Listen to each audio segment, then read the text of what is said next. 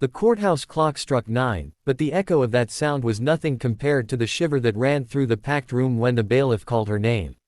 Everyone turned. Cameras shifted. Reporters bent forward. And there she was, Lena Gomez, the maid accused by a millionaire, walking into court alone, clutching the strap of a worn-out purse as if it were armor. If you're still here, stay with me until the end, because this story will hit your heart harder than you expect, and trust me, you'll want to like this video and subscribe so you don't miss more stories that remind us what humanity is still capable of. Lena kept her eyes down. She had always been invisible. Invisible when she scrubbed marble floors at 3 a.m. Invisible when she washed dishes in the mansion's echoing kitchen. Invisible when her employer, billionaire tech mogul Roland Hayes, claimed she had stolen a priceless watch. The world believed him. Who wouldn't? A billionaire's word was iron. A maid's was dust. She had no lawyer, no family to fill the courtroom seats, no one to speak for her. She stood alone, trembling, while Roland Hayes lounged across from her with his legal team stacked like armored knights. Then, just as the judge prepared to begin, the heavy wooden door at the back of the courtroom swung open. A man stepped inside, broad-shouldered, weathered face, a calmness in his eyes that didn't match the panic of the room.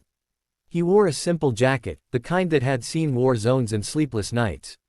Beside him, clutching his hand, was a tiny girl with pigtails and a pink backpack. Some people recognized him but didn't dare speak his name out loud. Daniel Ward, former Army medic, single dad, local mechanic, and, though almost no one knew it, a quiet genius with a mind sharper than most engineers in the very company the billionaire owned. He scanned the courtroom and locked eyes with Lena. She gasped. Her knees almost buckled. Of all people, he was the last she expected. Daniel didn't hesitate. He walked straight to the front and spoke loudly enough for the judge to hear. "Your Honor," he said, voice steady but fierce, "I request permission to testify on behalf of Miss Gomez." A ripple swept through the room. Lena shook her head desperately. She didn't want him involved.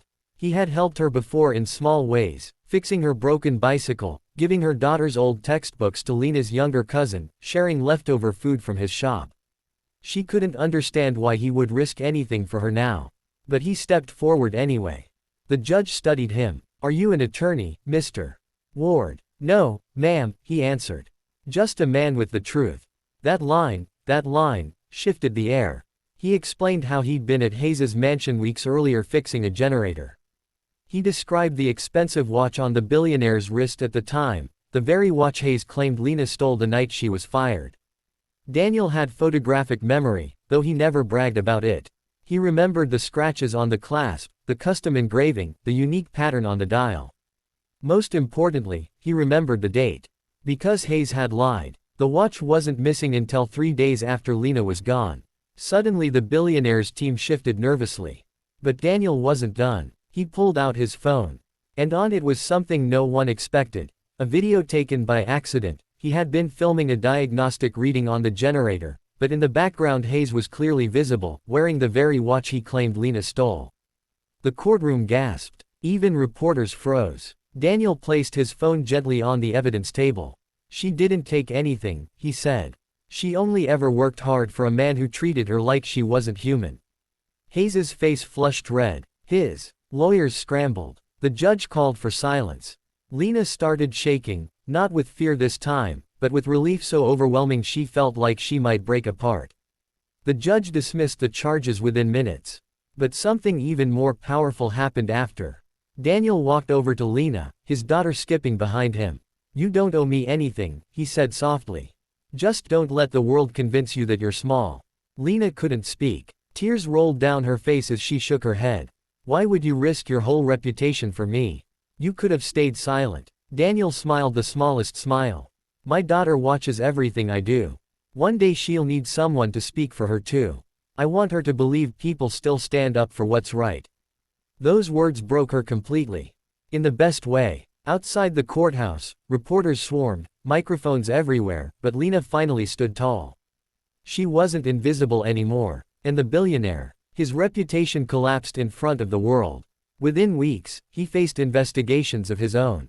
As for Daniel, his shop gained customers instantly. People wanted to support the man who stood for justice. But he stayed humble, working the same hours, raising his daughter with the same quiet heart. The best part, Lena found a new job, thanks to Daniel's recommendation, where she was treated not as a servant but as a person with dignity. She told Daniel later, "I thought being alone meant being powerless." Daniel shook his head. Sometimes one voice, one honest voice, is louder than an army. And that's the message I want you to leave with today. No matter how small you think you are, no matter how stacked the odds seem, one person can change the entire story. If this touched you, even a little, please like the video and subscribe to the channel. Stories like this matter because people like you keep them alive. And who knows, you might be the Daniel in someone else's life one day.